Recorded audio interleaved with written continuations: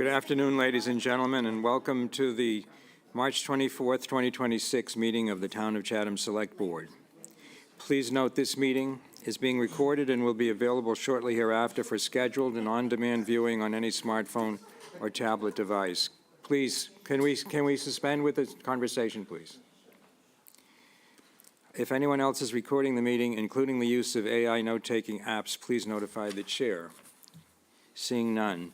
Pursuant to Governor Healy's March 28, 2025 signing of Chapter 2 of the Acts of 2025 extending certain COVID-19 measures adopted during the state of emergency, suspending certain provisions of the open meeting law, Massachusetts General Laws, Chapter 38, Section 20, until June 30th, 2027, this meeting of the Chatham Select Board is being conducted in person and via remote participation. Every effort will be made to ensure that the public can adequately access the proceedings as provided for in the order. A reminder that persons who would like to listen to this meeting while in progress may do so by calling the phone number 1-508-945-4410, conference ID 203-386-491#, or join the meeting online via Microsoft Teams through the link in the posted agenda. While this is a live broadcast and simulcast on Chatham TV, Xfinity Channel 1072, despite our best efforts, we may not be able to provide real-time access. We will post a record of this meeting on the town's website as soon as possible. First order of business is to establish a quorum. Ms. Davis? Present. Mr. Dykens? Present. Mr. Metters? Present. Mr. Smith? Present. And the chair is present. We'll start with the two sets of minutes that we have for approval. First are the minutes of March 3rd, 2026. Is there a motion to approve? So moved. And a second? Second. Moved and seconded. Any corrections to the minutes? I have two. Stuart, why don't you go first? Sure. On page, I think it's more of a clarification, but on page 6, second, at the top of the page, Chatham asks that the Select Board clarify what is meant by resident and non-resident. I did respond and clarify that non-resident property owners, since that is typically how we define that in other fees. Okay. Kathy is listening. She's remote, but she'll clarify that. And on Yes, I've got that. Great. And on page 7, at the bottom of the page, second to last, it says Labor Council does not represent the town manager. Labor Council's proposed changes to the amendment were clarified with input from Vice Chair Dykens. I think it would be helpful if, and it kind of goes on to the next page, if we noted that Labor Council wasn't there. You just want to clarify that he wasn't present at the... Yeah, because some of these other Okay. questions I had, I think I won't have them if we just say that Yeah. Labor Council didn't happen to be there. So we could say Labor Council was not present, but Yes. at the meeting, but did state. Okay. Is that it? Yep, that's it. Anybody else? I have two. I have on page 5, almost at the end, the roll call, my name is missing, Kathy. I was a yes vote on that. Also up on page, on that same page, on the third paragraph, second line, right in the middle, I think it's July 1, 2026. The rate increase goes into effect. And then on page 7, these are just typos up at the top. First paragraph, last line, provisions, plural, of the open meeting law, which allows for such. And then next paragraph where it says Town Manager Goldsmith requested, I'd like to insert the word had requested. That's all I have. Okay, I'll call the roll on this. Ms. Davis? Aye. Mr. Dykens? Aye. Mr. Metters? Aye. Mr. Smith? Aye. And the chair votes aye. Next are the minutes of March 10th. Is there a motion? So moved, Mr. Chairman. Is there a second? Second. Moved and seconded. Any corrections? I have two small ones, and then if anyone else has any. On page 8, last paragraph.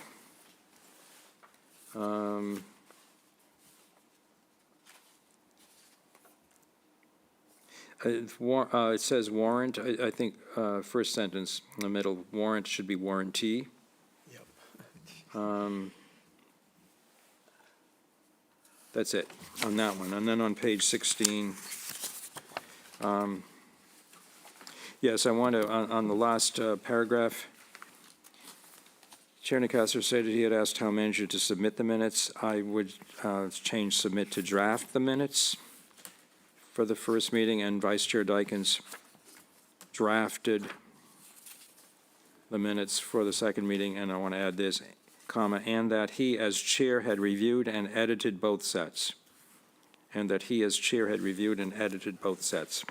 Any other corrections? Yes, Mr. Chairman, top of page 9, please. Yes. I want to insert a paragraph after the first paragraph, ending in if they're going to receive a grinder pump.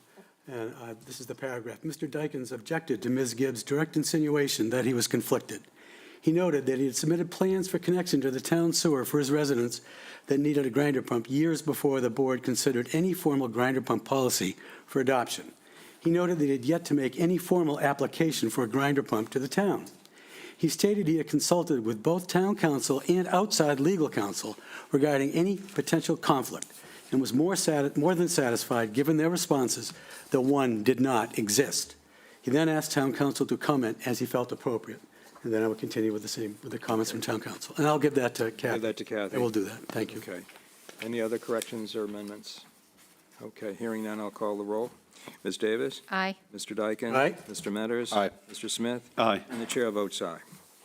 Public announcements and agenda item requests. I have one, but I'll defer till we hear from others. Are there any from the board? Mr. Chair, Yes? I just want to note that our Shellfish Constable, Renee Gagne, was just named as the Municipal Shellfish Officer Association President. She is the first woman to have been appointed to that office. I just want to say Congratulations congratulations. Congrats. to Renee, and it's quite an honor for her and the town. Any others from the board? Any from the public? I see none. Go ahead, Greg. You go next, if you would. Very good, thank you. Greg Berman, your Director of Natural Resources. I come with good news. After many decades, the Coast Guard Boathouse is back in Chatham. It is now docked at 90 Bridge, and as of tomorrow morning, will be lifted up onto the pier, which is newly constructed. So the road will be closed west of the bridge as of 7 a.m., and there will be restrictions east of the bridge on Bridge Street as well. After the lift, we'll open it back up, but it could take until 3 or 4 in the afternoon. We hope to get it open as soon as possible. But this is the last major phase before we can do the refit and installing the upweller equipment. So another major milestone after a couple of false starts and a long time waiting. Thank you very much. I wanted to mention that I received a communication today from the chair of the Finance Committee regarding their, I guess, first subcommittee meeting relative to the residential tax exemption that Stephen had mentioned to us. And he extended an invitation for select board members to attend that meeting. It's on April the 1st. I don't know the time. I'm looking at the schedule. I don't see it posted yet. I don't know what time of day. I think rather than formalize this as a board meeting, it's a public meeting, I would suggest we leave it to individual members of the select board to attend as they might choose or not to attend. And I know he's looking for, and the Finance Committee subcommittee is looking for some guidance from the select board on, or select board members on how they propose to, how it is proposed to provide assistance to those in need, and I leave it, I would prefer to leave it to the individual members. We will post the meeting as though it's a select board meeting, just to cover ourselves under the open meeting law in case more than three or more members of the board attend. So unless there are any questions, I'll just leave it at that. Shireen? I'm assuming he will welcome written comments if we can't make the meeting. I'm sure he would. Thank you. Yes. Okay. All right.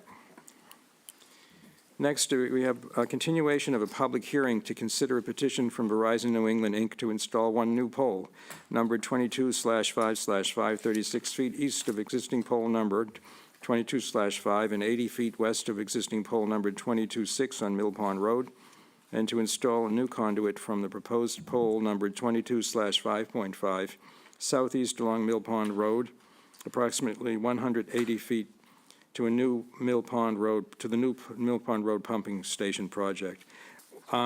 We were to have had a report back with a possible resolution among the neighbors and the and Eversource and the town, but we have not received any conclusion to that, so this public hearing will need to be continued a second time to another date certain. The suggestion we're being given is for another 2 weeks.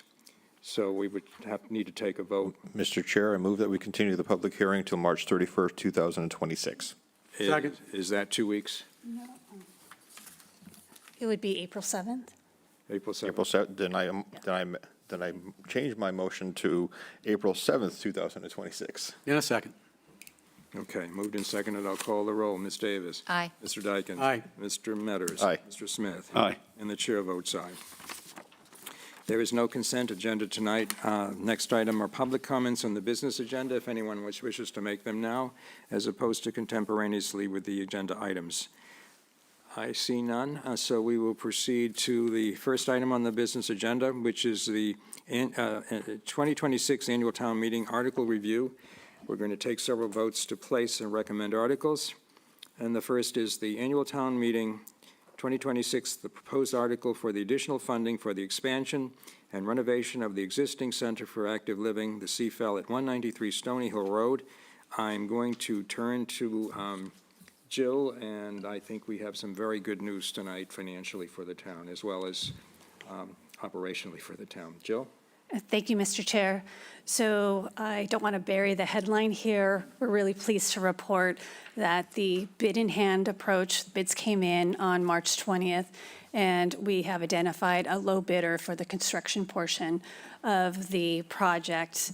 And thanks to the professional project team, Kurt Raber, you were right with your original estimate that we went to town meeting with, and a favorable bidding climate, as well as our Center for Active Living Building Working Group.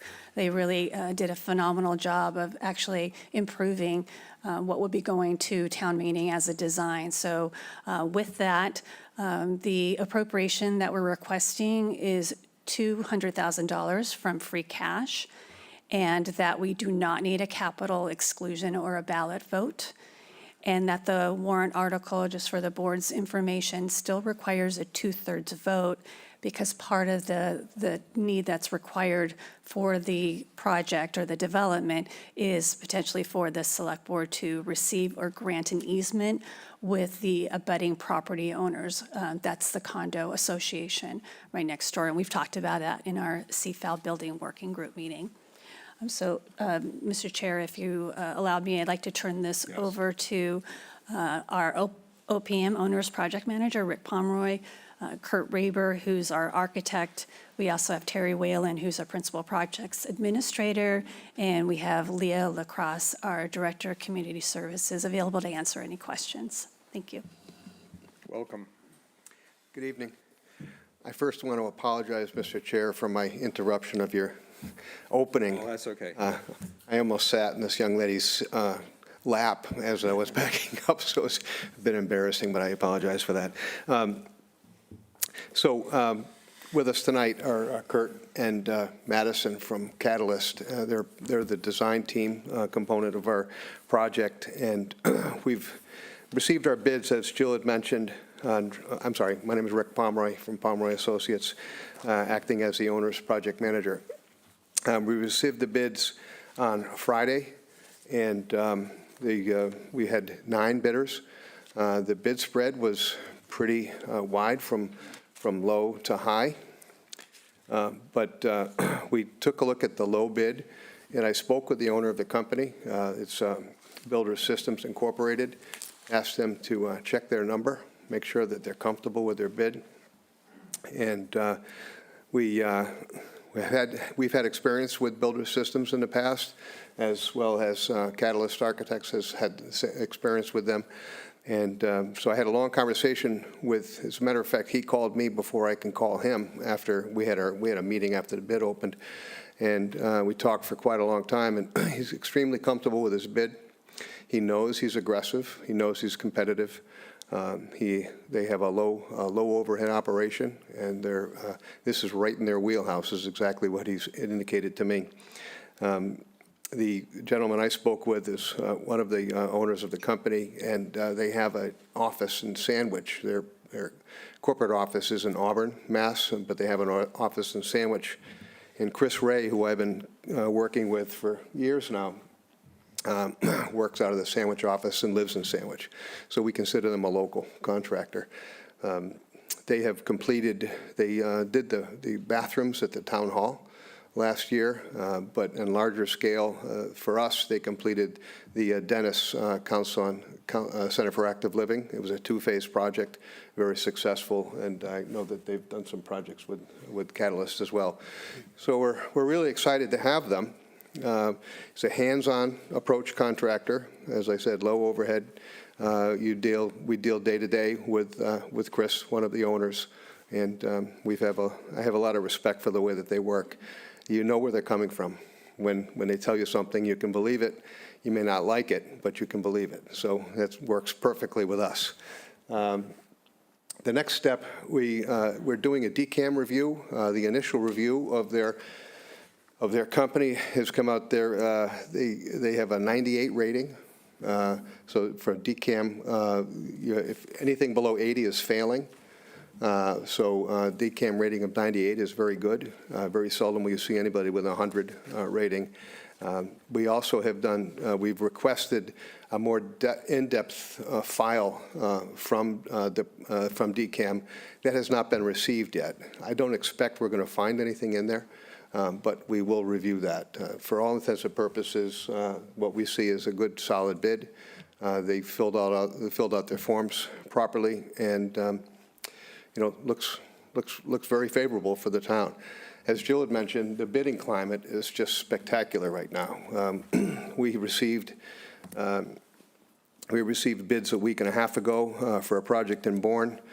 They're a little over 10% underestimate, and it's pretty much the norm right now. So it's a favorable time, and the contractors are hungry. They have a list of filed subcontractors, which are by statute who they have to utilize within their project in the different trades: electrical, plumbing, fire protection, mechanical. We've reviewed all of those filed subcontractors, and every single one of them is firms that we've done business with, and I imagine Kurt has as well within their firm. So we're satisfied that it's a solid bid, and we're happy for the town. The goal is to finish our DCAM review and have everything ready to award when the town is ready to do so. One of the most important aspects, I think, is through working with the working group, we were able to add a good number of premiums that weren't originally considered, even in the presentation from 2025.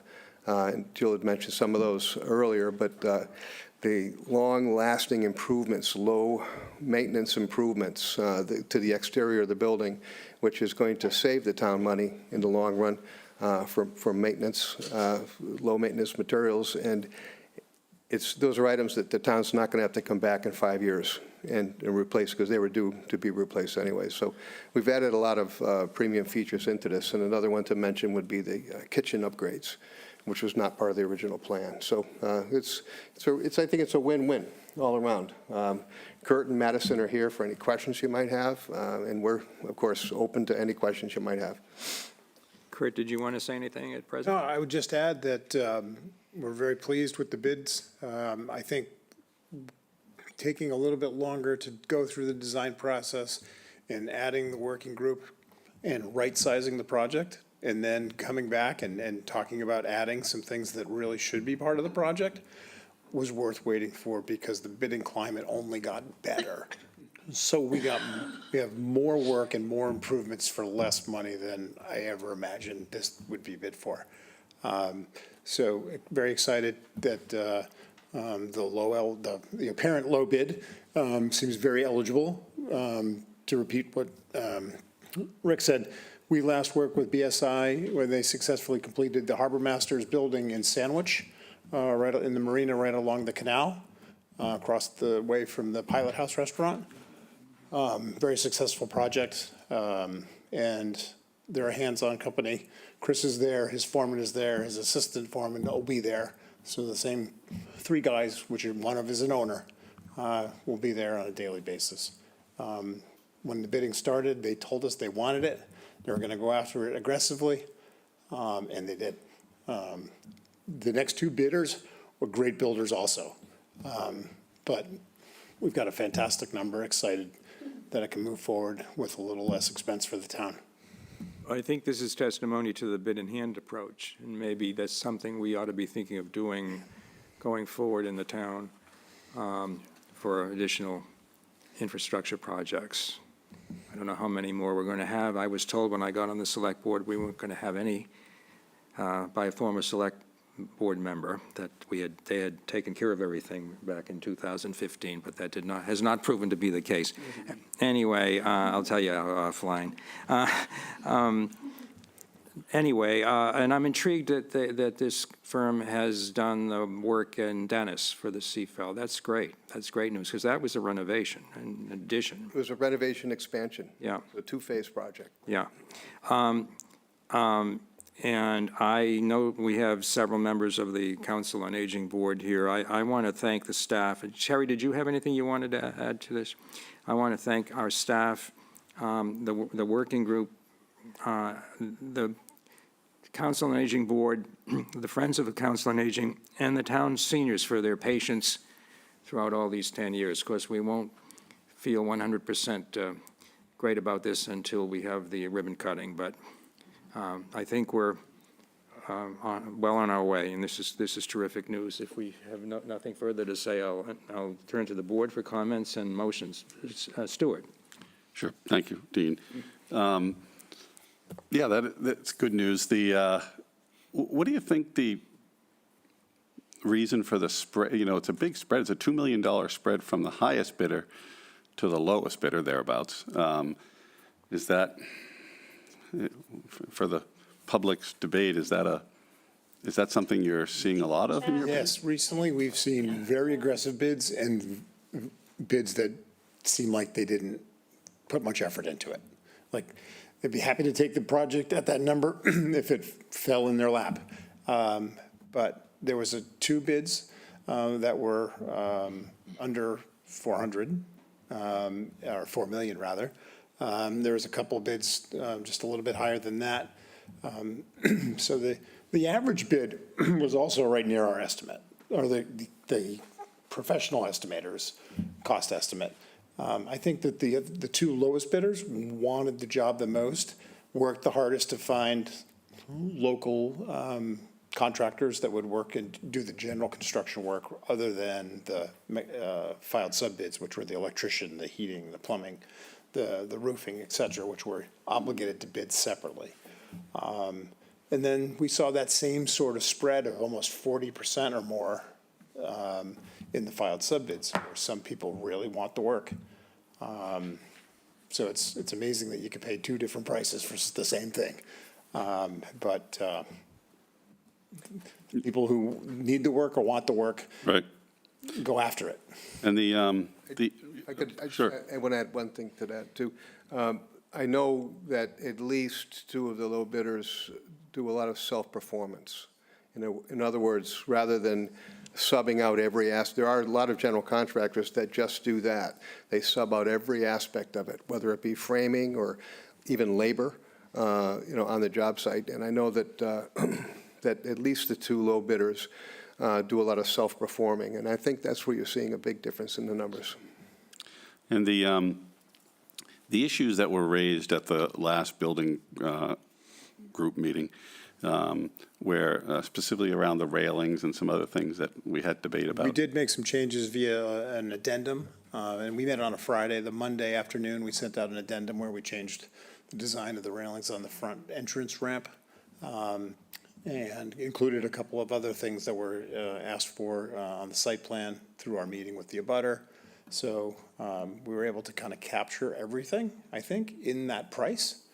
And of course, as the project evolves, we'll start to get product submittals and everything from the general contractor, which we can make sure that what we're buying and what's being installed is maintenance-free and going to serve the town well for 30, 40 years. And Kurt, have you had experience with this group before? Yes, I didn't work on the Sandwich Harbor Masters building, which I think we had the ribbon cutting for that about 6 or 7 years ago. My partner Tim did, but it went very well. And I think over the last 20 years, we've probably done 4 projects with BSI, some in the private sector and some mostly in the public sector. But it's been a few years since we worked with them, but they're always around. They're in Brewster, they're in Dennis, they're in Sandwich. Great. Okay, thank you. Thank you. Any other comments or questions from board members? Jeff? No, I just think it's a great outcome, and I appreciate your hard work and the hard work of the working group and Jill and her team. It's a considerable savings. Just to get grounded here, 3/4 is the hard cost, the construction cost, there's soft costs as well. And it'll get us to our $5 million that we've already got a town meeting vote on, and then another couple $100,000 from free cash is what we'll need to complete the project. Is that a fair statement? That's excellent. That's a great outcome. Appreciate the hard work. Really. Rick, can you just define DCAM just for a second so folks understand what that is? That's okay. Department of Capital Asset Management. They regulate all Chapter 149 construction, and contractors have to be DCAM certified to even bid on the project. And they go through a recertification on a 2-year basis. At the completion of every project, the owner's project manager is the project architect, and the awarding authorities normally fill out rating forms that get held by the state. And those rating forms is what they use, the state uses for their overall project rating. And that's where I said BSI had a rating of 98, which is, if 80 is failing, it doesn't take much to fall below to a B or a C or a D. So I think they have a very good rating. Good, thank you very much. Thank you very much. I wanted to add, we were talking about the project and all. In this budget, we've also bumped up the contingency. We're carrying a 10% contingency on the hard cost, which is what we think is essential for a renovation expansion, because you don't know what you're going to find when you open up the walls. We like to consider we've got everything, but there may be some surprises. So there is a 10% contingency in this number. We did do a pretty thorough examination of that building subsequent to this second pass at this building, however. Absolutely. Kurt and his team opened up ceilings, opened up walls. We did a lot of investigations. The structural engineer was in there at least twice. Right. So. Okay. So essentially, we're talking about a project that's going to cost approximately $5 million, which is what we had hoped way back when we first engaged you, Kurt.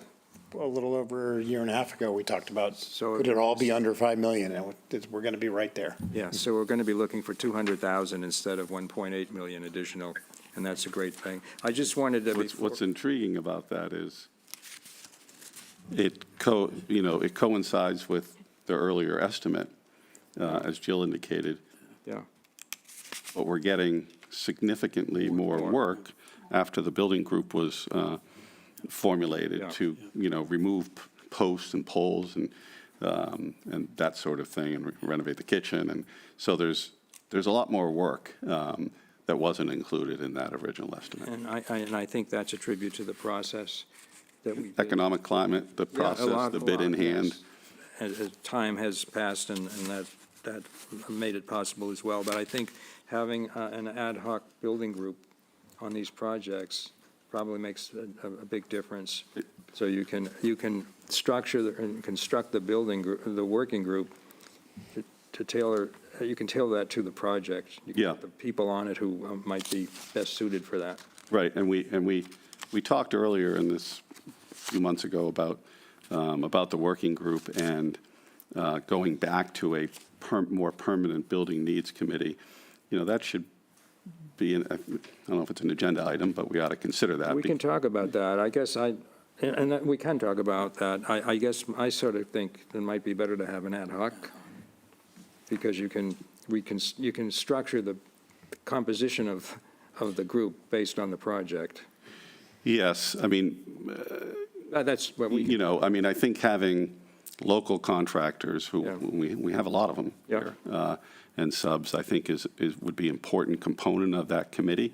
And although hopefully our capital project buildings are waning, because we're Yeah. getting through a lot of them, certainly the maintenance is something that needs to have better attention to it, Right. of all the buildings. exactly.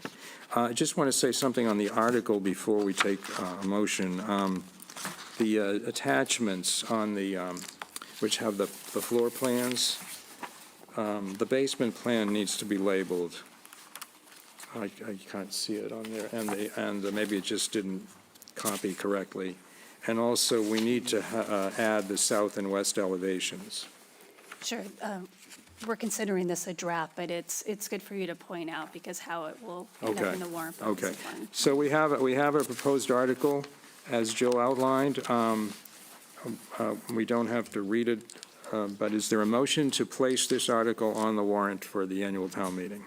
I'll make that motion. Is it second? Second? Moved and seconded. I'll call the roll. Ms. Davis? Aye. Mr. Dykens? Aye. Mr. Metters? Aye. Mr. Smith? Aye. And the chair votes aye. Is there a motion to recommend? I'll make a motion to recommend. Is there a second? Second? Moved and seconded to recommend. I'll call the roll. Ms. Davis? Aye. Mr. Dykens? Aye. Mr. Metters? Aye. Mr. Smith? Aye. And the chair votes aye. Elaine, I see you there. I'm sorry I didn't catch that before I asked for the motions. Did you have something you wanted to say? Elaine Gibbs, I think that's you. Yes, it is me. Yeah, just a few things, since this will be, on town meeting. The RFP itself with the detail was not in the packet, and I think that's important for people to see what changes were made, what's going to be included, because there was a lot of discussion around that. And also, if you would explain why the low bid is 3.447 million, and the difference between that and the fact that we've already appropriated 5 million. So that's a $1.5 million difference. There must be something in there that I'm missing as to why the bid is 3.447 and we've appropriated sufficient money and you still want another 200,000. Jill, do you want to speak to that? Sure. So this was just for the construction only, the hard costs per se.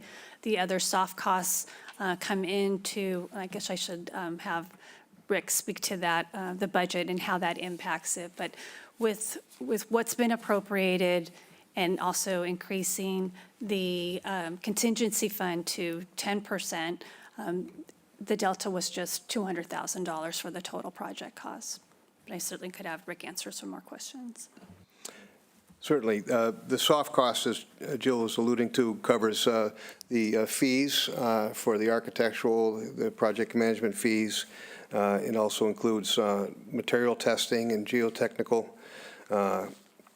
IT improvements in audiovisual, security system, furniture, fixtures, and equipment, utility company back charges or fees, bidding and procurement expenses, miscellaneous expenses, moving expenses, which would be the rental of the trailers and the mover itself and setting up the trailers and then demobilizing those, the elevator modernization as well, and then, as Jill had mentioned, the contingency on top of that. Okay. So where would we be able to see all those numbers so that we could look at those? The combination of the hard costs and of the 3.447 and the soft costs? We can make those available. Yep. Yeah, I think it's important that we see how much is being spent on OPM and all those kind of other soft costs. We can certainly put a link up. When we did the renovation and coming back for the transfer station project, Terry had suggested also for the warrant book to just show what's been expended and what the additional funds will cover. So we'll work on that table, but certainly we'll make sure the website's complete so we have this information available before town meeting. Okay. Well, we'll get that out there, Elaine. Okay? Thank you. Thank you. Thank you very much. Thank you, Rick. Thank you, Kurt, and your teams for your good work. Next, Other questions? yes. Oh, I'm sorry. Nancy, you have to come to the mic.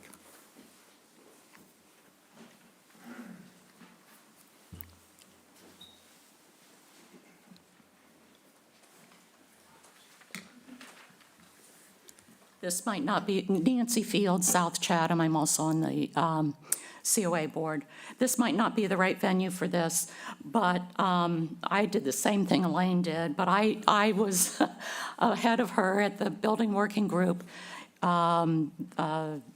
Detail of the expenses, the costs were handed out in November of last year.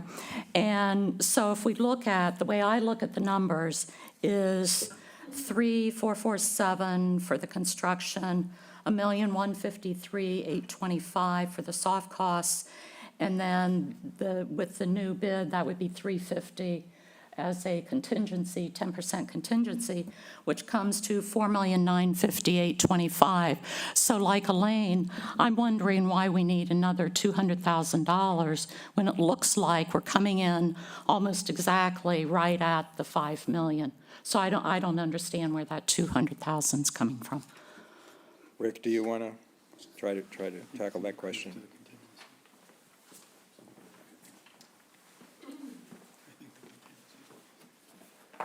I gladly would go back and take a look at, those were the spreadsheets that we prepared in November, I believe, right? And we've updated that information since that time. Oh, okay. Right, yeah. So we have our post-bid estimates. We added some line items. We added security. Okay, well, there's the difference. There's the 200,000 right Yeah, there. there's 200 right there.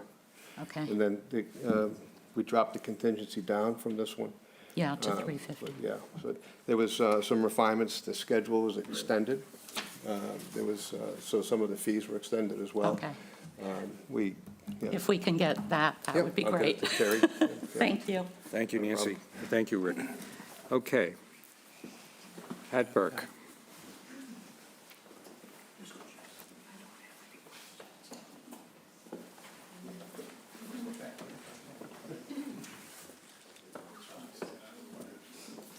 Thank you very much. Pat Burke, Chairperson of the Council on Aging Board of Directors. I don't have any questions.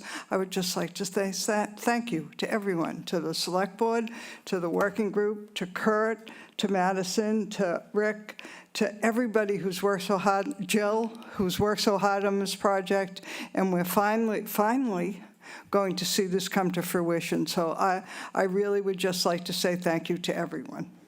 Thank you, Pat. Okay. Okay, next item, I think I can go forward here. Next item is the Monomoy Regional School District Operating Budget and Assessment for FY 2027. I'm going to ask Carrie Mazzarol to come to the podium on this. I will note the presence of Superintendent Carpenter, Dr. Millen, and Mr. McMillan, the business manager for the district. Carrie? Thank you, Mr. Chair. Carrie Mazzarol, Finance Director. Vote to support. We received, Carrie, I'm sorry, just excuse me. I just wanted to check. Okay. You voted to place the article. Did the board also vote to recommend it? We didn't take the vote? Yes, Okay, thanks, Terry. I thought we took it, but I'll wait for Stuart to get back. Or- We'll defer you that. did take the vote on both. Oh, we We did? did? Okay, All right, good. thanks, what I Kathy. thought. Okay, thank you. Okay. Go ahead, All Carrie. right, sorry. Carrie. Back to our school district here. okay. We have the Monomoy Regional School operating budget, and we've had a few different budget assessments that we've received so far during the budget season. The first one was $11,979,723. The second one was, I don't even remember what it was. I don't think I put it on my report. But the third one, third and final, $11,737,053. That is $242,670,000 less, representing 5.56%, oh my God, I can't speak tonight, 5.56% over FY 2026. And I don't know if you have any questions on the budget, but this Monomoy School is here. The school committee is voting on the 26th. They are voting on the 26th of, We do which is not- only a few days away. We do not anticipate an increase No. school committee, and the leadership of the school committee, each one is saying no. So, That's correct. okay, so we have the article that's drafted Yes. in the amount of 11,737,053. and the sources of the funding, essentially, it's through taxation. There's a transfer of $35,000 from the cable access, educational cable access fund. So I was going to, I don't know if Stuart is headed back. I'll ask for a motion to place this article on the warrant. Move to place? Second. Moved and seconded to place, and we'll call the roll. Ms. Davis? Aye. Mr. Dykens? Aye. Mr. Metters? Aye. And the chair votes aye. When Stuart comes back, we'll ask him if he wishes to assign his vote in the affirmative to that as well. Now I'll entertain a motion to recommend. Move to recommend, Mr. Chairman. Second. Moved and seconded. I'll call the roll. Ms. Davis? Aye. Mr. Dykens? Aye. Mr. Metters? Aye. And the chair votes aye. Stuart, we just took 2 votes, but I left it open for you to participate. This is on the school budget and assessment. We took a vote to place and recommend. It was 4-0, but if you would like to make it 5-0 in each of those, please so state, and the record will show that. Sure, yes, I'd like to support that. Okay, thank you. Thank you, Dr. Carpenter, you. Dr. Millen, and Mr. McMillan. Okay.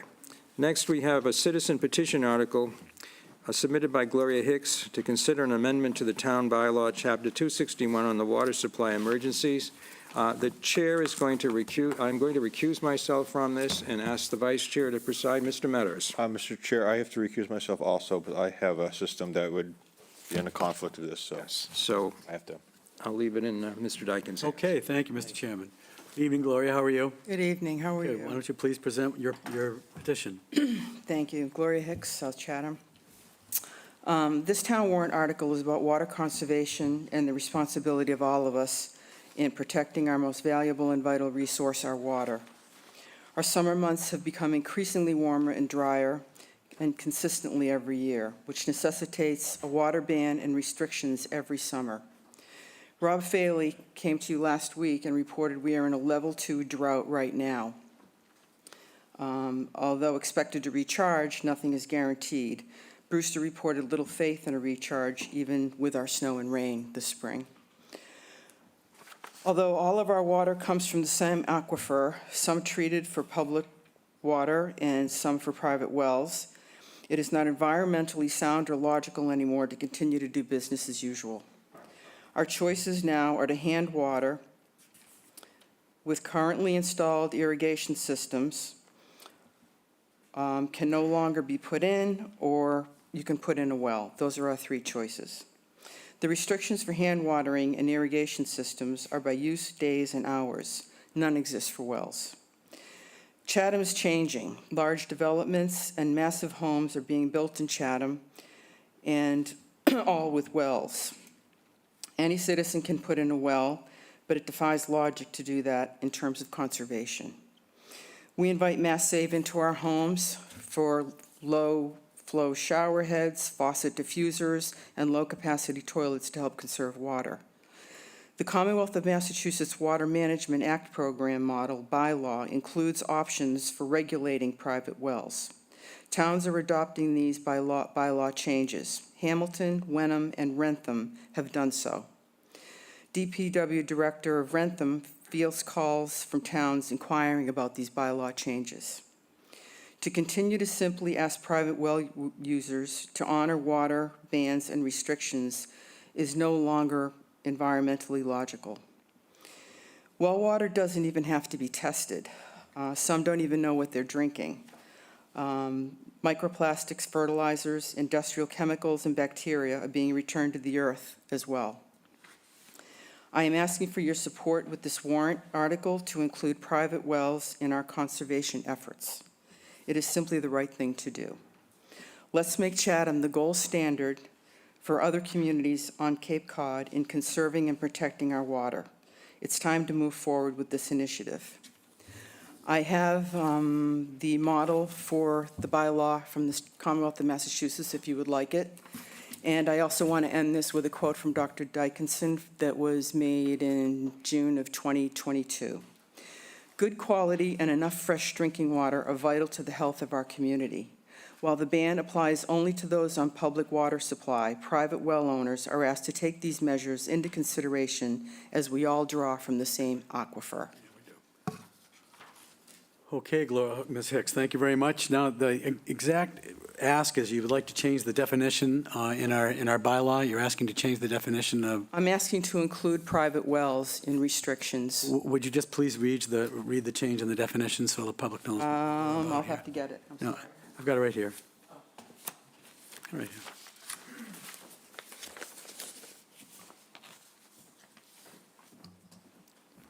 I don't want people to be clear, that's all. You're asking for a change. Yeah, read the change in definition. 261.3. Yep, yep. I just want folks to understand that this is a petition by a petition venue. It'll be automatically placed in the warrant, but Ms. Hicks is asking for our recommendation this evening. 261-3 definitions. Water users or water consumers means all public and private uses of the town's public water system. And this is the change, and users of private wells drawing water from the same aquifer from which the town's public water system is withdrawn, irrespective of any person's responsibility for billing purposes for water used at any particular facility. Yes. So in essence, you're changing the definition to include the owners of private wells and users of private wells. Correct. To adhere to the restrictions that we put in place in times of emergency. There were questions earlier with the Finance Committee that this can't be policed, but quite frankly, we're not policing any of it. You don't know that I'm in my backyard with my lawn, watering my bluestone and washing cars and anything. So it really only affects well users. It doesn't affect hand or irrigation systems, because we can't put those in anymore. So all of us could put in wells, but then that's a big deal for the aquifer if all of us were to put in wells. Yep, okay, thank you. Comments from the board and then comments from the public. Comments from the board? Shereen or Stu?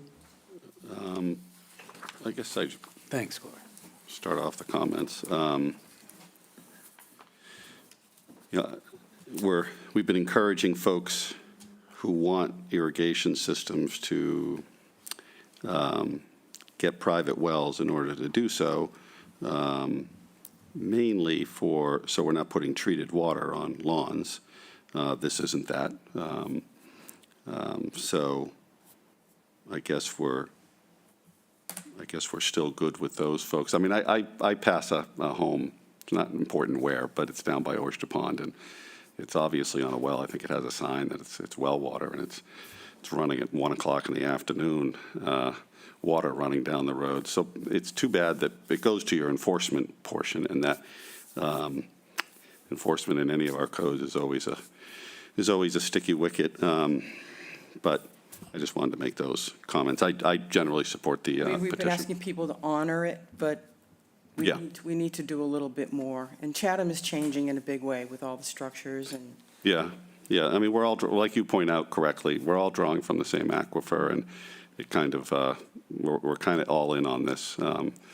Not to mention the fact that, and I've mentioned this before for a future agenda, but we're also building a $100 million wastewater treatment plant, and we're fertilizing our lawns, adding to the nitrogen loading, which is kind of contrary to logic, Right.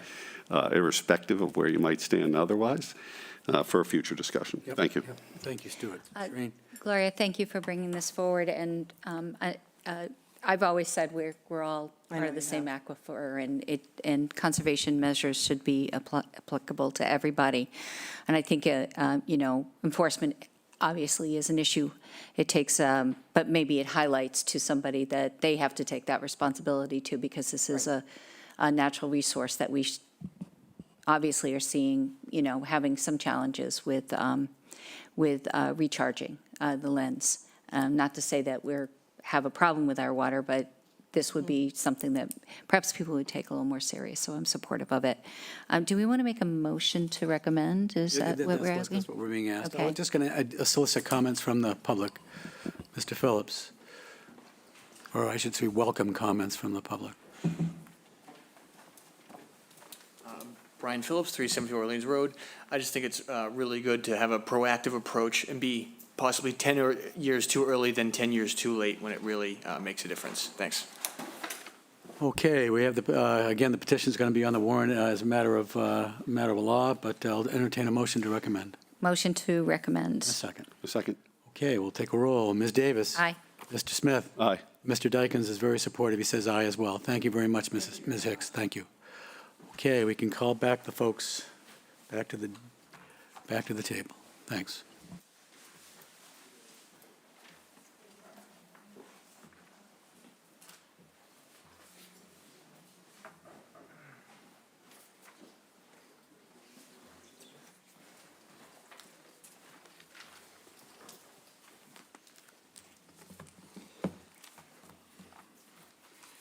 The next item is a citizen petition article submitted by Brian Phillips, acceptance of local option, Mass General Laws, Chapter 59, Section 5O, for an affordable housing tax exemption for year-round rental properties.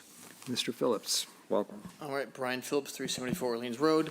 There's no way this presentation could go any worse than my FinCom presentation, and that might be a reason why they had a negative vote on it. So this petition is to see if the town will vote to accept the revisions of MGL Chapter 59, Section O, and authorize the Select Board to establish a tax exemption for qualifying real property that provides affordable housing units as provided in said section, effective starting fiscal year 2027. And further, that the Select Board shall have the authority to establish the qualifying criteria for such exemption, consistent with the requirements of MGL Chapter 59, Section 5O, including, but not limited to, the determination of affordable housing rates, household income limits not to exceed 200% of the area median income, and the exemption amount. And further, that the assessor's office will be authorized to administer the exemption in accordance with said section and any guidelines or regulations established by the Select Board and the Massachusetts Department of Revenue, or to take any other action relative thereto. So the explanation is, the passage of this article would adopt a local option provision of Massachusetts general law that authorizes municipalities to institute an affordable housing tax exemption. This tax exemption, made available by legislation passed in October 2023, allows a municipality to provide a tax exemption to residential property owners who rent their units to income qualifying persons at affordable rates on a year-round annual basis. Upon approval by town meeting, this select board is responsible for setting the following. The maximum amount of the exemption cannot be in excess of the tax due on the parcel. The maximum annual occupant household income cannot exceed 200% of the area median income. The affordable housing rate of rent, any domiciliary requirements for the property owner, and any other restrictions or regulations consistent with the intent of the law if it elects to implement. Okay, thank you. Any questions or comments? Stuart? Brian, what was the gist of I didn't watch the FinCom meeting. What was the gist of their? Well, I didn't really read it. I kind of just gave, a short explanation of that. It's to incentivize and give tax exemptions to rent out to local people. Yeah. And then one of my biggest, so this was passed in Orleans recently. That's where I got it from. I know it's had a lot of success in Provincetown. And I guess one of the main critiques of FinCom was that, I couldn't demonstrate the broad financial impact of this, which would be kind of tough to do because this is just a framework to set up the select board to set that up. It's kind of outside of my, jurisdiction or whatnot. But one of the main reasons why I like this and I wanted to move this forward is because this answers the criticism of the year-round tax exemptions, saying that it will raise rental rates.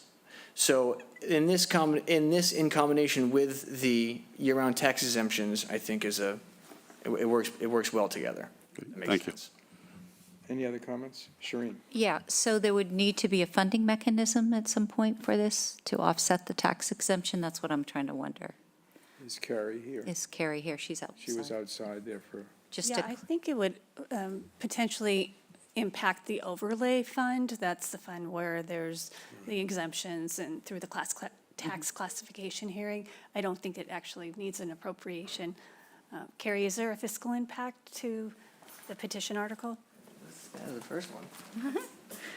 So this article, it would have an impact on the overlay. So not right now, it doesn't have an impact, because if this passes at town meeting, you would have to implement what you want it to be.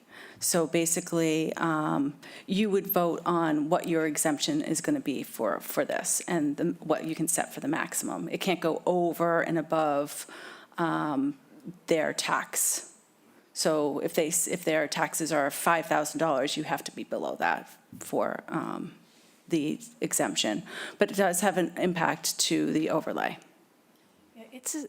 So one of the articles we have that the board has placed is funding the overlay account for us, so that when there are exemptions that are granted or abatements that are needed, that's the fund that we tap into. But as Carrie said, it's usually a year delay of accessing those funds if we need to. It's just a matter of how many people apply for the exemption.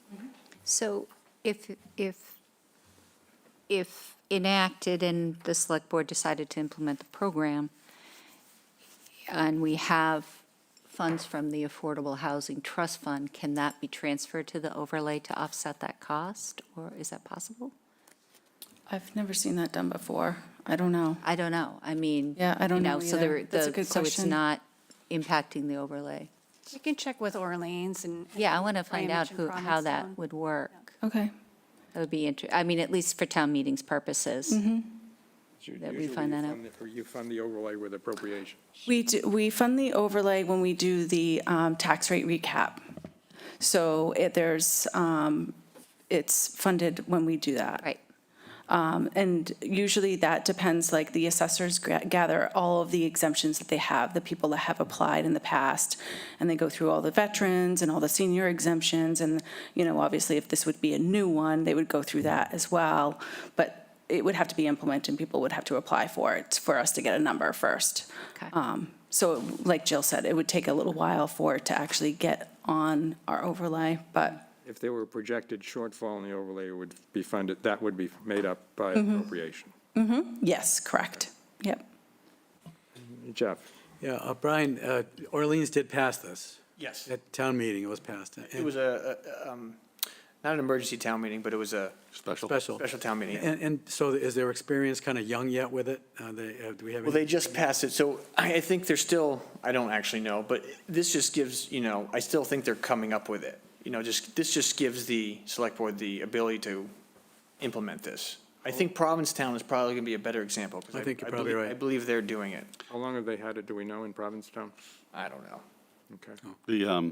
I think what's important to emphasize in what Brian said is that it's an authorization, it's not required. So we're Right. going to have debate and appropriate, similar to what we just went through with the residential tax exemption. So, I'm inclined to support that since the future boards can yay or nay it. My question, I don't have the statute in front of me. I did look at it the other day, and I don't recall that point, but, so if it's just an authorization, a future select board could say we don't want to implement it. That's how I'm reading this. Do you have the statute in front of you? I have the motion. It says to see if the town would accept the provisions, and then further down, authorizes municipalities to institute affordable housing tax exemption. I haven't read the statute either, but it seems like this is not a requirement. We're accepting a statute for the board to accept, to implement or not implement.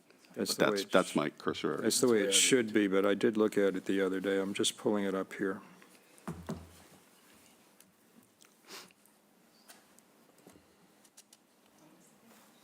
Just in case. It says, in any town that accepts this section, this Board of Selectmen or Select Board of the town, thought that was interesting, may establish a property tax exemption. So the Select Board is not obligated to do it. Okay, It allows us to. it's an option. Right. It allows us to. Okay, It basically builds on the 2023 actions of legislation that have happened. And Okay. for us to, we need legislation to happen, we need a town meeting action, and then we have to have the select board make kind of final implementation. Yeah. With the actions. various Talk either. protocols and parameters we have to put in place if we want to implement it. So this is an exemption. The article we've already put forward that Shereen, you proposed for lease to locals, that provides essentially a grant to a lessor that, And that was funded through the Affordable Housing Trust, so it pertains to affordable housing parameters. Yeah. This takes it up to 200%. Yeah. And I don't think the lease to locals, I can't remember how far we went with that. yeah. That's the community housing fund, so we could have the, Right. yes, the Yeah. higher, So that is funded by that. yes. But I can't remember what the AMI limitation was on it. And that does not. Katie, do you remember? I'm sorry. I was going to say, that does not require acceptance of a statute. No, it didn't. Katie? I think it was at least 200% AMI, but it might have been more. That it was, I thought because we were funding it through the Affordable Housing Trust Fund. We funded it through the attainable. We did? housing. Oh, I'm sorry, my bad. That's Okay. right, yeah. All right. All right. Okay. And that was to offset any potential, at least my philosophy was that with the tax exemption, this could offset some of the costs that a homeowner who's Yeah. leasing to locals could help. However, I still am supportive of the future select board considering this statute Okay. as well. Any other comments or motions? Mr. Chairman, I move to recommend. Second. Okay, that's right, we don't have to take a vote to place. So it's been moved and seconded to recommend. I'll call the roll. Ms. Davis? Aye. Mr. Dyken? Aye. Mr. Metters? Aye. Mr. Smith? Aye. And the chair votes aye. Thank you, Brian. All right, thanks, guys. Next is the closing and signing of the warrant for the annual town meeting of May 11th, 2026. We do have a memo from the staff. I do want, this is a vote we need to take tonight. I do want to mention that I'm aware of one other potential petition article that might be filed, and we have, the town manager and I have indicated to the prospective petitioner that if it's filed by tomorrow, it would go into the, and certified by tomorrow, there is time for it to go in the warrant. So with that allowance, and if anybody else had a petition article, and they could get it in the warrant, because this is going to the printer hopefully on Friday.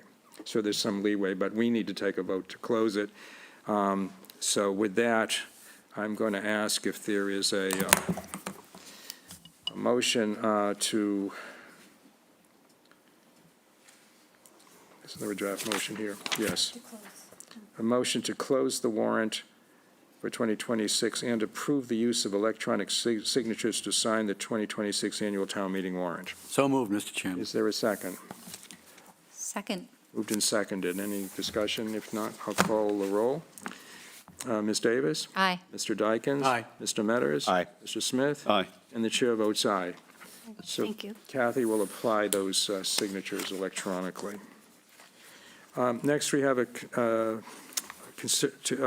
item to consider the special one-day alcohol license, Cape Cod Commercial Fishermen's Alliance, Meet the Fleet on April 1st at 1566 April 1st, 2026 at 1566 Main Street. And Jen Allard, I think, is going to present this. Jen, welcome. Yes. Hi. Thank you, Mr. Chair. I'm here on behalf of the Cape Cod Commercial Fishermen's Alliance. This is our first Meet the Fleet of 2026, and it is on Wednesday, April 1st. I believe that the board and maybe the public is familiar with these events that we hold several times a year that bring together a local industry member and also local chef and restaurant and educate the public and encourage more local seafood consumption and cooking. And so we are looking for a one-day alcohol permit for our 30-minute reception before the lecture piece for Wednesday, April 1st. Thank you. Any questions? This has been done before. Yeah. Several times. Mr. Chair? Yes. I move to grant a special one-day alcohol license for wine and malt beverages to Bridget Krug of the Cape Cod Fishermen's Alliance for the Meet the Fleet event, April 1st, 2026, from 5 p.m. to 7 p.m. at 1566 Main Street, Chatham. I'll second that. Moved and seconded. I'll call the roll. Ms. Davis. Aye. Mr. Dykens. Aye. Mr. Metters. Aye. Mr. Smith. Aye. And the chair votes aye. Is there a motion to recommend? I'm sorry. We're all through with that, Dean. We're done. We're done with the warrant. Thank you. You have it, Jen. No, I don't. Thank you. Thanks Jen. so much. Good luck. Sorry. Bye-bye. We have two items remaining that involve our Public Health Department, and I'm going to ask Judy Giorgio to come to the podium. The first is to have a presentation by Crescendo on the Opioid Settlement Fund's Community Health Needs Assessment, which is in our packet. Welcome, Judy. Hi, thank you for having us. I'm just going to introduce our consultant, Jo Morrissey from Crescendo. She's a director, and she worked with our local group, Chatham, Harwich, Brewster, Orleans, and she's going to present the results of the opioid settlement community health needs assessment. So I'm going to turn it over to you. Hi, Jo. Welcome. yours. Welcome, Ms. Morrissey. Please proceed.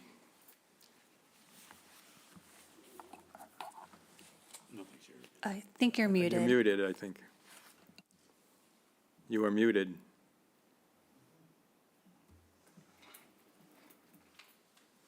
Can you hear me now? Yes. Thank you for having me.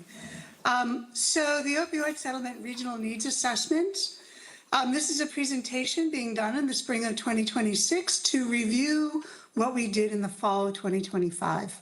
So I'm going to go over the opioid settlement, the payments and expenditures within your region, the terms of the opioid settlement agreement that your municipalities have signed with the Attorney General of the state of Massachusetts, and then briefly go over the methodology, the key findings, the prioritization process, and then next steps. And I promise to be quick. So as Judy has said, I'm Joe Morrissey. I'm the director of Crescendo Consulting. Back in the fall of 2025, we did a regional needs assessment, just a down and dirty set of listening sessions with Brewster, Chatham, Dennis, Harwich, and Orleans. But before we get into that, I'd like to set the stage a little bit. So back in 2018, the then Attorney General, Maura Healey, signed one of the first pursuits of a lawsuit against Purdue Pharma for the harms caused by the opioid epidemic. Almost many of the states followed, and lawsuits against distributors and pharmacies and manufacturers soon followed. The first payments from those lawsuits began to be distributed to your municipality back in 2022. Today, we're looking at the very first lawsuit that was filed against Purdue Pharma has finally been settled in 2025. Those funds should begin pouring into your communities sometime this year in 2026.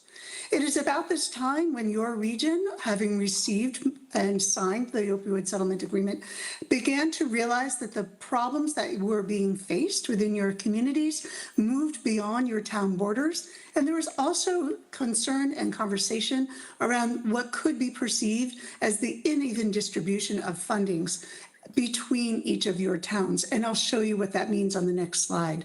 Those final payments are due to be finished distributing in 2038. So there is quite a horizon for this project. So as you can see here, even though you're abutting towns, your payments that you have been received this is of November of 2025, are quite uneven, even though your towns abut one another.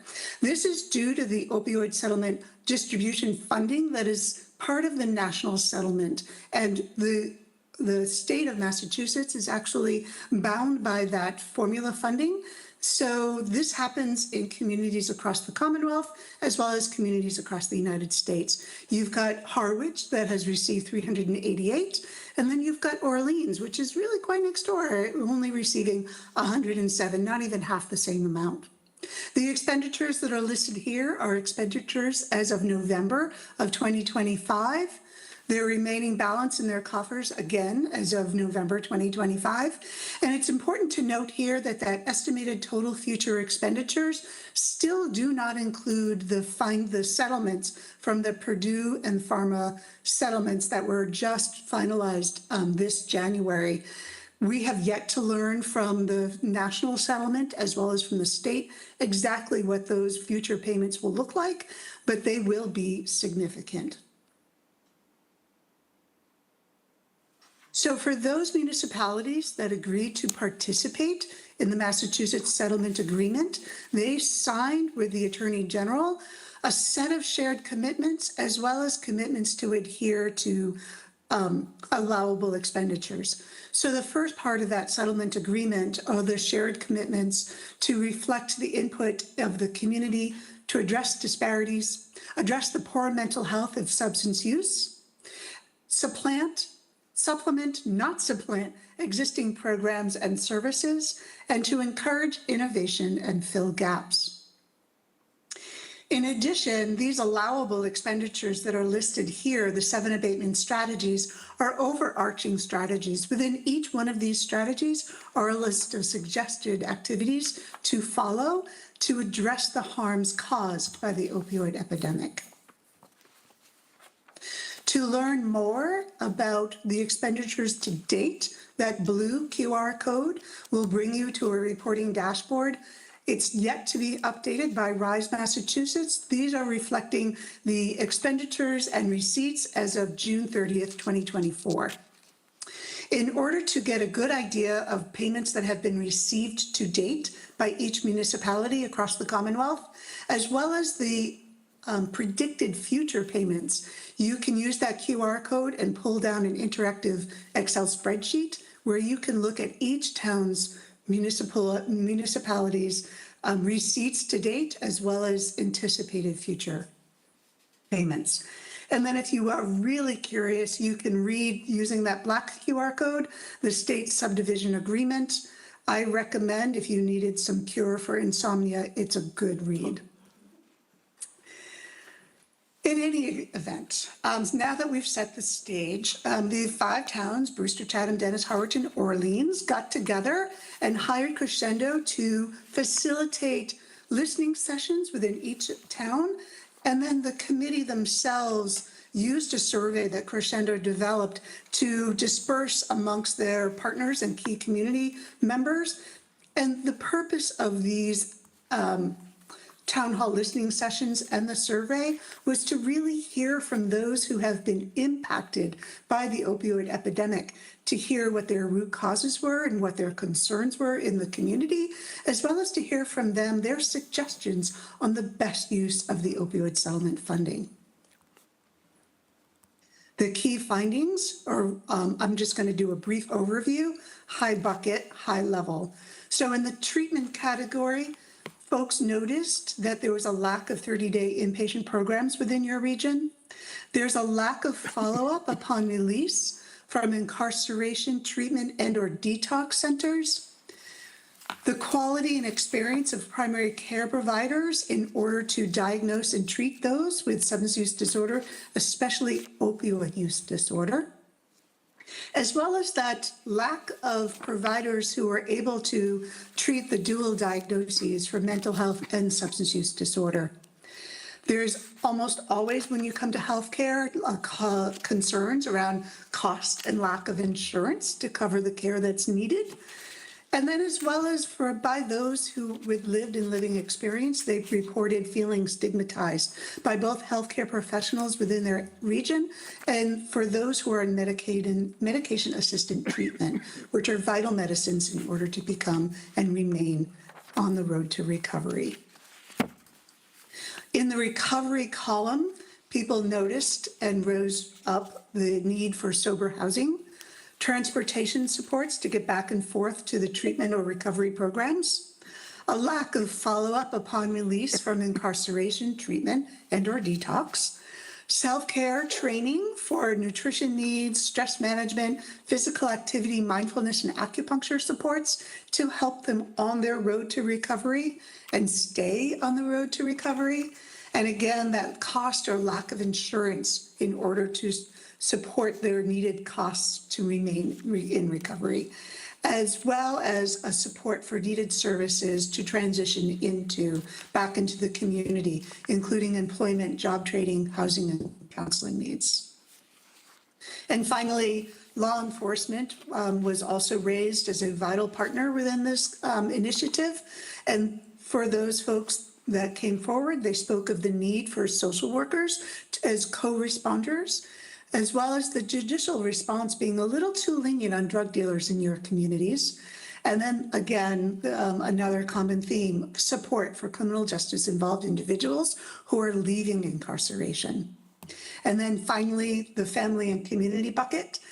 People mentioned that there was the need for support services for impacted family members, a need for prevention. The availability and how to use Narcan within your community was also raised as an issue.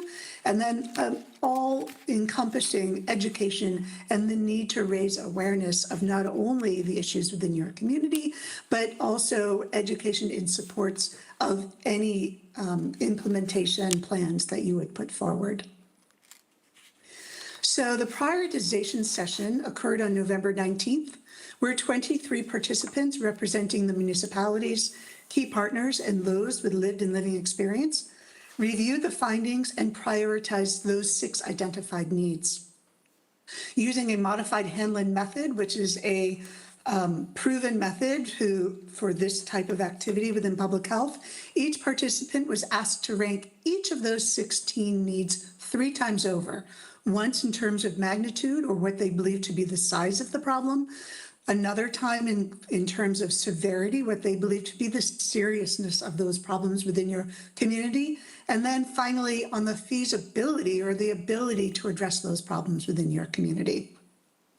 And then finally, this is the identified list of needs in ranked order, with the number 1 priority being youth opioid prevention on down the list. I will not read you the 16. So where do we go from here? The proposed next steps are to create a strategic plan to address the needs that were raised during these listening sessions and survey. What you're seeing here is a proposed work plan in order to create the strategic plan. It is about a year-long process, which you start with creating an opioid strategic planning charter, kind of lays out the ground rules of how everyone's going to play together in creating this strategic plan. Then you create the strategic planning committee members. We're recommending that we collect and analyze secondary data related to the opioid use disorder within your region. As you'll note from the previous slides, the data that we collected is all qualitative primary data. What we really could use is another glimpse at, say, EMT calls for service or the actual opioid overdose rates within your community to get an idea of what we mean by secondary data.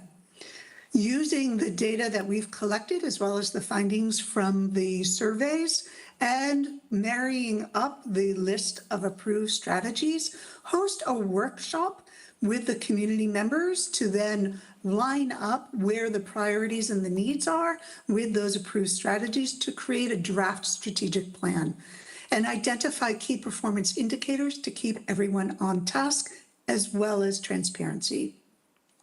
Once that is complete, creating an allocation plan to support those identified activities. This is where we have those really lovely conversations around who is going to be contributing and supporting which activities within that strategic plan. At that point, you would be ready to present a draft strategic plan to your select boards and boards of health for review and approval. Once that is complete, and should we find ourselves in a place that this is a go, we would turn the process over to the Office of Local and Regional Health to help you as a collaborative set up any shared service agreements or an opioid abatement collaborative where you're officially pooling those fundings in a lasting arrangement agreement with the approval of the Attorney General. And then following through on that implementation, on that first half of your implementation of your strategic plan, where we would monitor those key performance indicators that would be required for your state reports, that would be reporting on activities as of June 30th, 2027.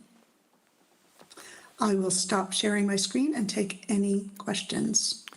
Well, thank you very much for that very detailed report. I had a couple of points. First, the material that you presented in the slides, I wonder if we could have that, a full set of that attached to our minutes of this meeting, because there is some additional material beyond what was in the original packet, and I appreciate that. Secondly, it sounds like with the pending settlement for Purdue, I think you said pharma, that there is the potential for the town getting additional monies in the future. Yes. Is that the case? Okay. The listening sessions that were held, were those largely populated by public health professionals versus general public? Or I thought I had read that somewhere in the material, or just trying to get a sense of the demographics that participated in those Yes, sessions. that's a very good question. The meetings were open to the general public. They were largely attended by community nonprofit agencies, either representing or working with those community members who have been impacted by the opioid crisis and their families, as well as the members of your boards of health. Okay. And what I took away from this more broadly at a higher level was that the best approach, I guess, to this whole problem is a holistic one, that it's not just the medical or psychiatric, it's societal involvement of the family, the community in general, law enforcement, I think it's referred to as the wraparound approach. Exactly. Is that correct? That's very much so. Okay. Any comments from the board? Jeff? Mr. Nacastro, I'm impressed with your use of the wraparound approach. I had to look that up. No. I had to look that because it was used several times. Yeah, and that's the exact approach. I mean, it's biopsychosocial, and this is an effort that's near and dear to my heart. In your planned working group, if you will, with the 5 towns, are you going to reach out to treatment, the Cape Cod Healthcare, the Duffy, Gosnold, and other providers in the community, in the larger community, not necessarily in the Lower Cape or the Outer Cape? Are you going to reach out to have those folks involved? Because those are the experts on the Cape that really kind of know what they're doing day to day. And by the way, I loved your presentation. I thought you were very concise and very direct and very forward. You did some great work here. Thank you. So just, are you going to reach out to providers, to folks with experience? I will lean on Judy to answer that question, but yes, having a broad spectrum representation by both providers, clients, law enforcement, family members would be the best approach in order to create a strategic plan that addresses the multifaceted root causes of the opioid crisis and its treatments. And that, it takes a village. I just honestly believe that education is absolutely critical, the education of our youth. I also love the fact that you want to nail, you would look to do something about drug dealers themselves, because there are people pushing opioids still in our communities. Fentanyl, oxys, they're still out there. And folks in our town have died from fentanyl overdoses and the Lower and Outer Cape. So it's very important that we kind of try to stay ahead of this stuff. And I think a regional approach, to my mind, makes a lot of sense. Sometimes it gets cumbersome and perhaps noisy, and it's a lot of process, but it should be a very important process. And I think education is key. Those are my 2 cents. Judy, did you want to expand on anything that was said? Otherwise, I'll turn to Shireen. No, she said We all no. set, Judy, okay. Yeah. Thank you for the presentation. I'm curious as to why, how the municipalities were picked as a regional, because I always think of, if we look at what our district is, as far as representation with our representation of the State House, it's Harwich to Provincetown, sort of, and we do look at a lot of Outer Cape, Lower Cape. Right. The Outer Cape already has their own opioid collaborative, so our Lower Cape towns wanted to work together, since Harwich and Brewster and Chatham and Orleans are so close geographically. We decided to work together, and then Dennis, who has a very good active group, wanted to join us in this project, so they stepped in, and they've been very, very active and helpful in the project as well. Well, that makes sense, geographically, but also like the makeup of all those towns together seem to have some similar interest. I appreciate the robust report, and the future work that's going to happen is really important to the community, and the idea that a holistic approach to health and wellness is being considered in the process, so thank you. Shireen, has there ever been a presentation on this whole opioid settlement and follow through with, before the Cape and Island Municipal Leaders Association? I know some years ago they did one on alcohol. Yeah, no, I don't recall that we've had a presentation Probably something done. I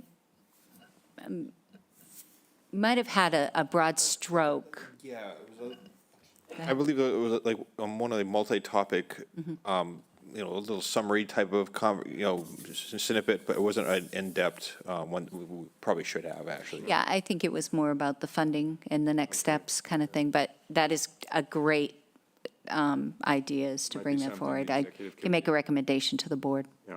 Happy to. Yeah, if you had some follow-up. Just quickly, I'm making the assumption that you're going to work closely with the schools, and is that a fair assumption?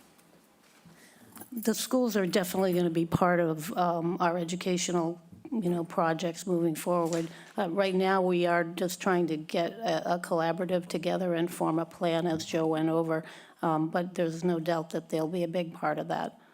And we did reach out to them for this needs assessment as well. Good, I mean, it's critical. Thank you. Any other comments or questions? Yes, Carol. Yeah, Carol, please come to podium.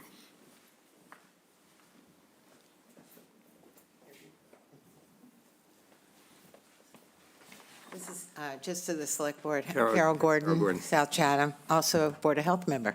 I just have a question. For the payments that are coming to the town, I was wondering where will they go? Do they go into free cash? Are they earmarked towards the Board of Health programs? Or where will these payments go? Carrie, can you answer that for Carol? Thank you, Carrie. So the opioid funds go into a opioid fund that was voted. So it doesn't go to free cash. It has a separate Yeah, I bucket wasn't that sure the funds exactly go how to. I And thought that should be clear. yeah. So is it distributed then through you into these committed programs, or? So when the funds come in, they come in electronically, and then we put them into the account they belong in on our ledger. Okay. And then you can see the revenue going in, you can see the expenses going out. It's all like one fund. So if the Board of Health wanted to do a program or something like this, they would come to you and? They wouldn't come to me, they would go through Judy, do you want to Judy, right. Yeah. expand? Judy, you want to expand on this, All right, please? fine, thank you. You're welcome. I can just clarify. I can clarify that so far the funds have been used as recommended by our opioid work group that I put together several years ago now when the money started coming in, and we've used it, a small amount of it for educational programs, BHI, and we've aid support group at Cape Cod, and we also have a recovery coach in town, which anybody can take advantage of. They're in town once a week. There's also some funds in that goes to Outer Cape Health for the recovery coach that can be used for issues that come up with someone if they have transportation issues or they need someone to watch their pets or whatever they need. So it's a little extra slush funds there.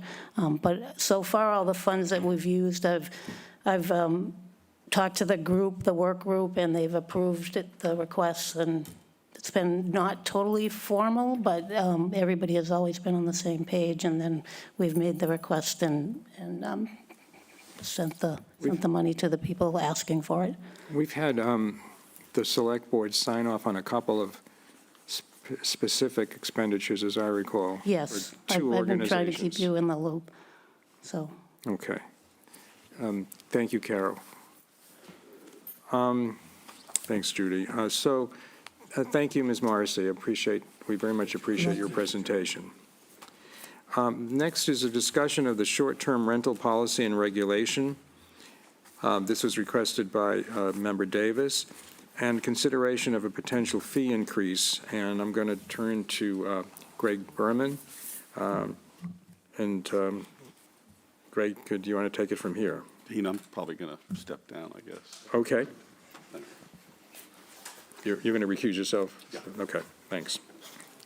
Great, thank you very much. Greg Berman, Director of Natural Resources. And I'm actually joined by several other folks. This is a kind of cross-cutting discussion we'll be having. Also with me is your Assistant Town Manager, Director of Community Development, who can speak to, once I get a little bit further into it, the hiring of a new inspector.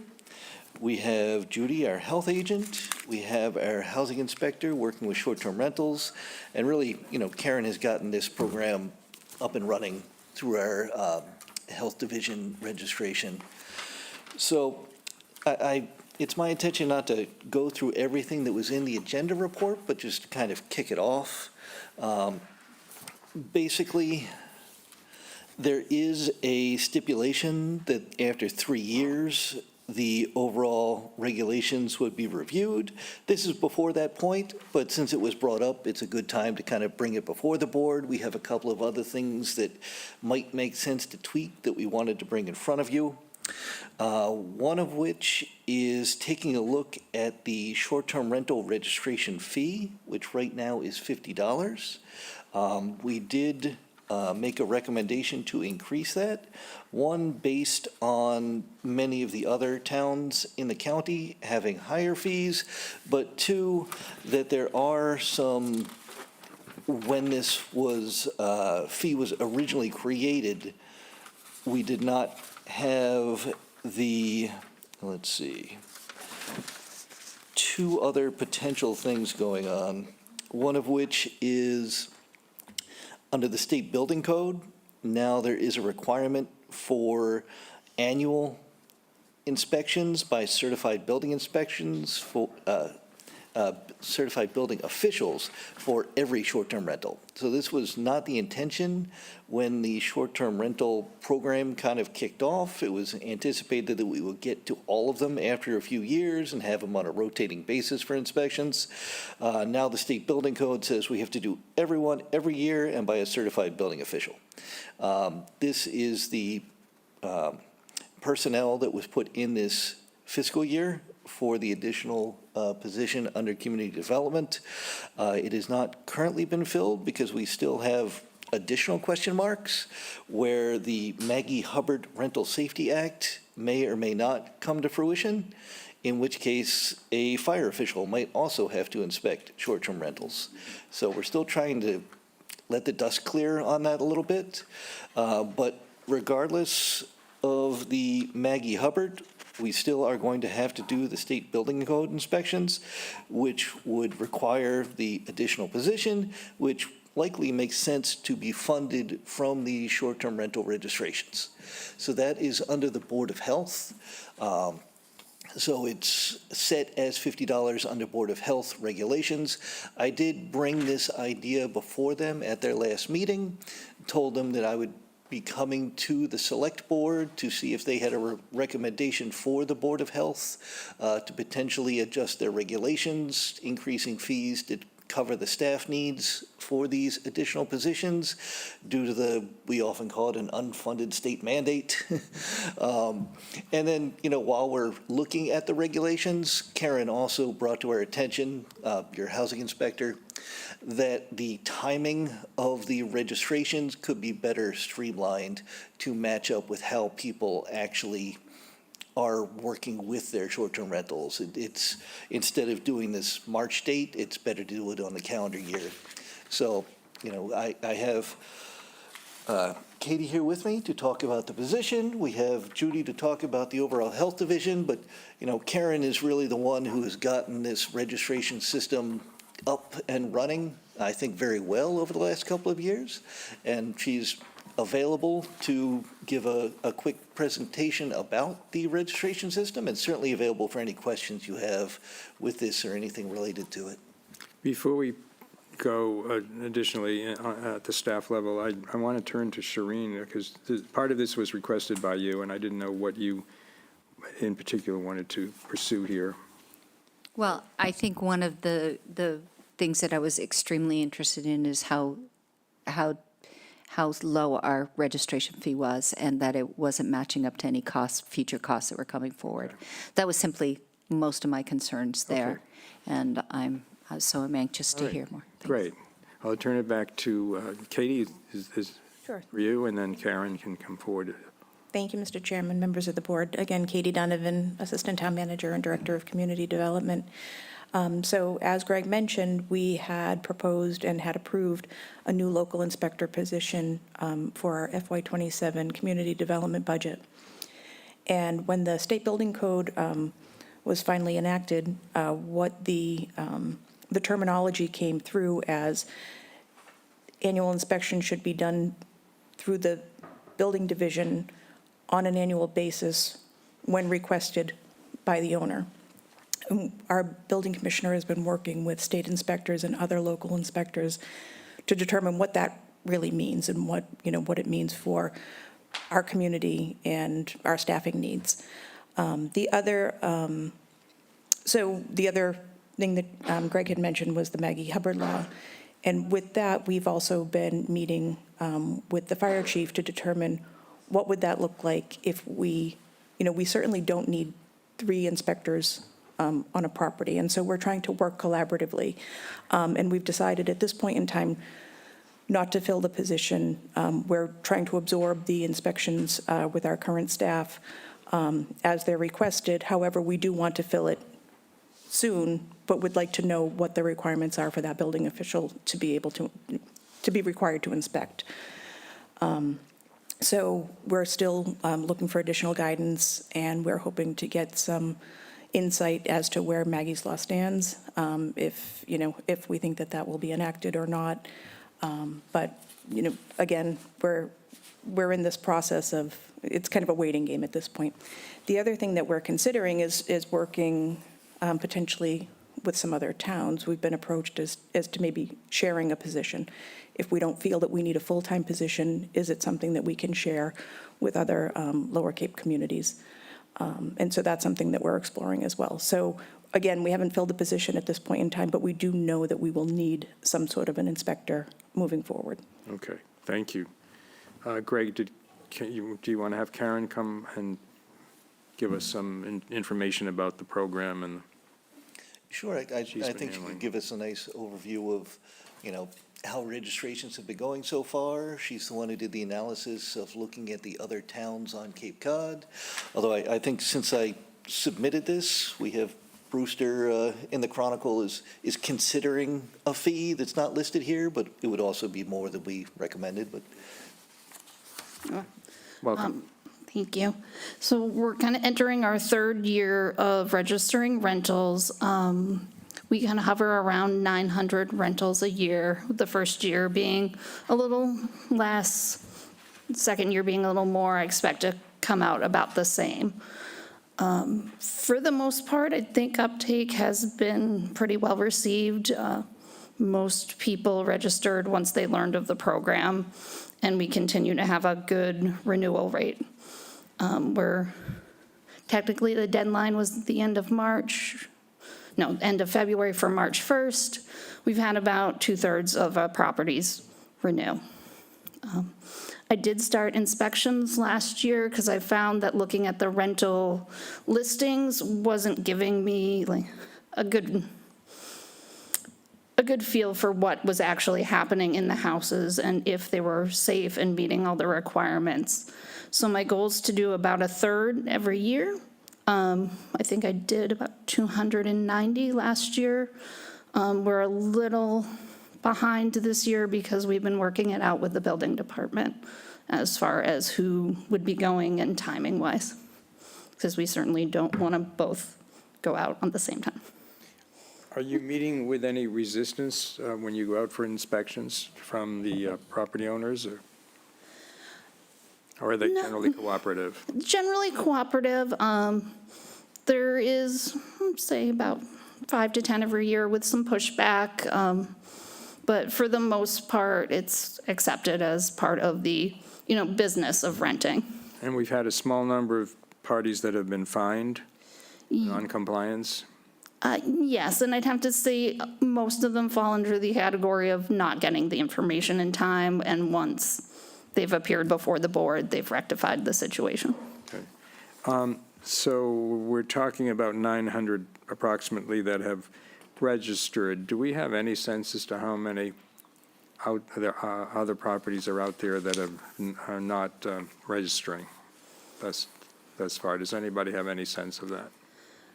I would say there's always going to be some. There are people that rent, they don't have internet listings, they have been doing it for years and have the same renters. We're probably not going to get them unless they voluntarily register. The first year, I went through every rental listing on all of the big sites and kind of cross-referenced those listings with our registry.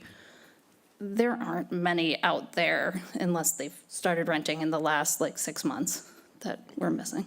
Thank you. And I would just bring up too, Karen did a great job, on the ground researching these, but we also did work with our IT department who used AI to, I may get the terms wrong, but web crawl and try to investigate other ones that aren't as easily found. And so we, kind of melded those database, and any additional were provided to Karen to follow up on. Okay. Did you have a question, Corey? I want to make a comment at some point, but. Well, okay, why don't we now proceed to the recommendation for the fee increase, the amount of the fee increase and how you got there, and then we'll go back with questions on any and all of this. Thank you, Karen. Greg, you want to take that one?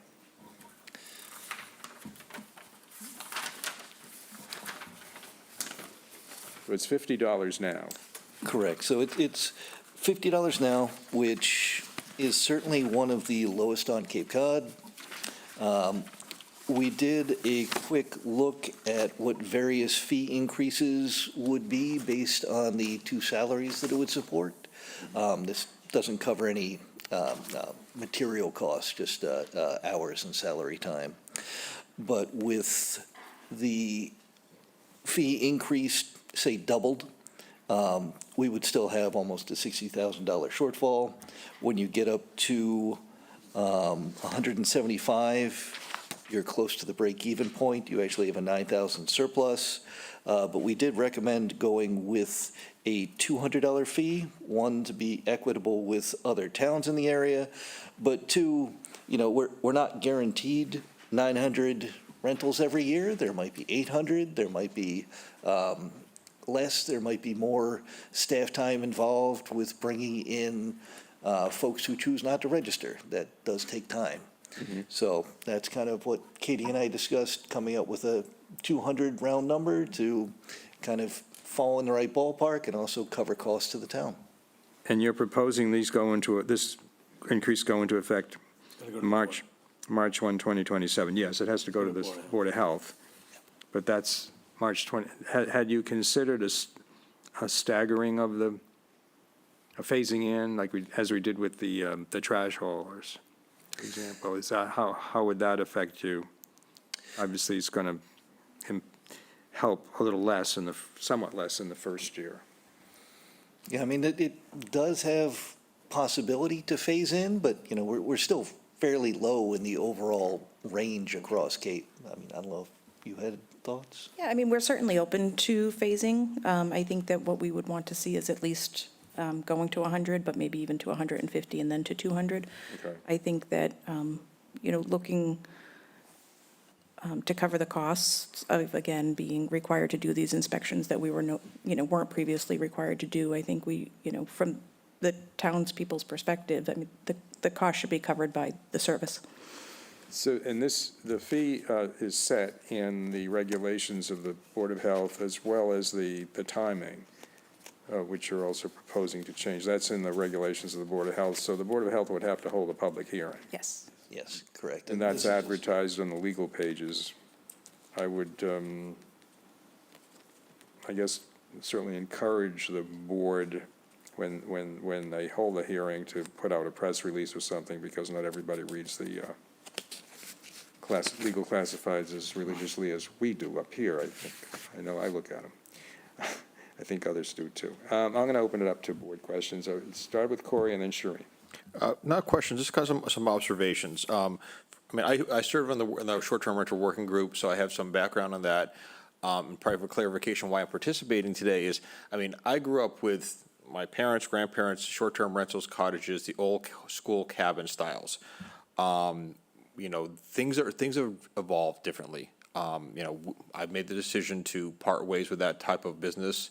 You see a lot of family businesses that have come and gone. Larger property get redeveloped and whatever. You have the investment property, single individuals have a property. We're seeing larger corporate entities coming in and buying large pieces of neighborhoods and turning into portfolios of rentals. So the short-term rental market has changed drastically. I think a couple things. One, you can think about what your price is for the service. $50 for an inspection of a house is ridiculously low. In my industry for candy, Barnstable County charges me $55 to inspect each of my scales. So $55 for a little scale, $50 for entire house. In fairness, the $50 is low, and it can be justified going up. It's a part of the business plan, so I don't think raising it above $50 should be an issue at all. There's more work involved. There's more documentation. The one thing that was brought up during their short-term rental work group, which I do want to just put on the table again, is as we see these laws increase, especially with like fire safety, smoke detectors, carbon monoxide, stuff like that, we are concerned about the safety of those who reside in these residential structures, we really should thinking about how they apply for short-term and year-round. Because, the safety is the safety. So we have no inspections, no fees, or anything for year-round rentals. So at some point down, we have to balance, where we're focusing. We want people to be safe, in a safe environment. And I do see some traction moving forward with some of these laws, because we don't want to see tragedies that have happened reoccur. We do it at all. So I guess circling back to the fee structure, I think it is very reasonable to increase the fees. We want to cover the cost of maintaining the program, because it is a lot more effort to, inspect either a house or a cottage or something. So that time, documentation, paperwork, and everything else can be justified with a higher fee. It's reasonable. Okay, Shereen. Yeah, I agree with Corey. I just wanted to note some of the fees so that put the, public in perspective of where we're at. We're at $50. Provincetown is $750. Wellfleet's $300 with an inspection fee. And then Provincetown's $750. Dennis is $500. And, I feel that we can, I don't feel we need to stagger an increase at all. Based on what we're seeing here, I'd be happy to go right to the 200. I think it should be more, but I wouldn't, I don't want to be a hypocrite when I have been talking about fees for other businesses and not wanting to support them.